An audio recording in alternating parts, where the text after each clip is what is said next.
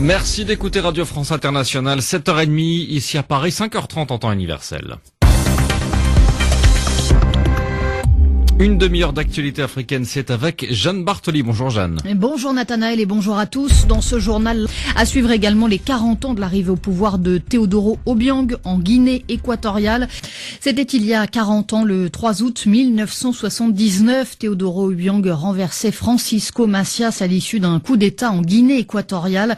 Il promettait à l'époque de respecter les droits de l'homme. Son arrivée au pouvoir provoquant des scènes de liesse à Malabo. Depuis, Teodoro Obiang n'a plus quitté le pouvoir. Ses opposants politiques ont eux progressivement fui le pays. En 2013, Raimundo Elansang a obtenu l'asile politique en France. Il est le fondateur de la coalition d'opposition pour la restauration d'un État démocratique.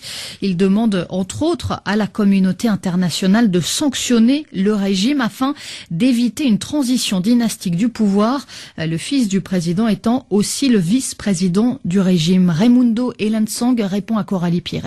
C'est une dictature répressive, comme tout le monde sait. Il ne laisse pas un petit espace pour pouvoir que l'opposition puisse s'organiser. Certains opposants ont répondu à l'appel qu'Obiang a fait qu'il allait amnistier les opposants qui sont en exil pour rentrer au pays pour créer des partis politiques. Et le peuple a vraiment payé la répression.